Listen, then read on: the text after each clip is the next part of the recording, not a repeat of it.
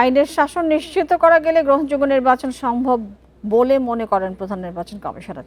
এর মাধ্যমে অতীতের সব অভিযোগ খণ্ডাতে চায় কমিশন। তবে অনিয়ম বন্ধে সর্বশক্তি প্রয়োগের ক্ষেত্রে ইসিকে পাশে চায় মাঠ প্রশাসন। কর্মকর্তারা বলেছেন, অপরাধীদের গ্রেপ্তারে রাজনৈতিক তদবির উপেক্ষা করাই বড় চ্যালেঞ্জ। মঙ্গলবার প্রশাসনের কর্মকর্তাদের সঙ্গে বৈঠক করে কমিশন।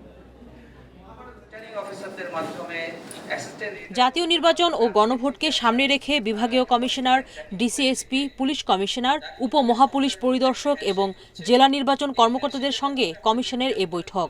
মূলত নির্বাচন ব্যবস্থাপনা বিষয়ে ব্রিফ করেন কমিশনাররা। সভায় দায়িত্ব পালনে বিভিন্ন চ্যালেঞ্জের পাশাপাশি সুষ্ঠু ও নিরপেক্ষ নির্বাচন আয়োজনে নানা পরামর্শ দেন কর্মকর্তারা।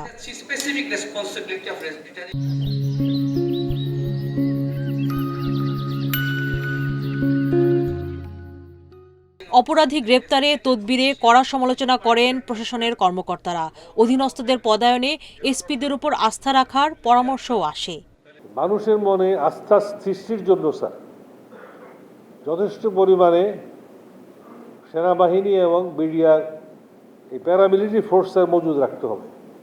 এটা একটা শো ফোর্স হিসেবে কাজ করবে।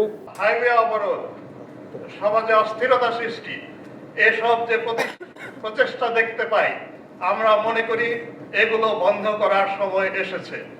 কমিশনার সানাউল্লাহ আশ্বাস দেন, ন্যায়সঙ্গত সব কাজে প্রশাসনের পাশে থাকবে ইসি। নির্বাচন ঘিরে সংঘর্ষ ভাঙচুর, মব দেখতে চায় না কমিশন। চোরাগুপ্তা হামলা কারা করে? যারা ফেল করে হেরে গেছে তাদের এটা অপশন, বিকজ তার তো আর কোনো অপশন নাই। এটা হচ্ছে option of the fail. So আমাদেরকে সতর্ক থাকতে হবে। Special attention to our south eastern part, Rohingya অধ্যুষিত এলাকা প্লাস আমাদের সাউথ ইস্টার্ন পার্টি। সিইসি বলেন, নির্বাচন ঘিরে সাম্প্রদায়িক সম্প্রীতি যেন কোনোভাবেই নষ্ট না হয় তার উপর সর্বোচ্চ জোর দিতে হবে। কোন মাইনরিটি কমিউনিটি যারা ভোট দিতে আসতে চান তারা যাতে সেফলি আসতে পারে। আইনের শাসন কাকে বলে আমরা দেখিয়ে দিতে চাই।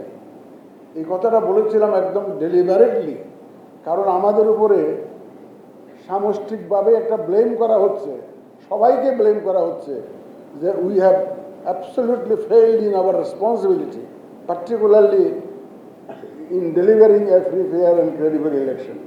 নাসির উদ্দিন আরও বলেন, প্রশাসন ঠিকভাবে কাজ করার আশ্বাস দিলে নির্বাচন কমিশনও সাহস পাবে। দায়িত্ব পালনে কঠোর থাকতে হবে পুলিশকে। ম্যানেজড ইলেকশন করেছি। সুলতানা জাহান মিতু, ইন্ডিপেন্ডেন্ট নিউজ, ঢাকা।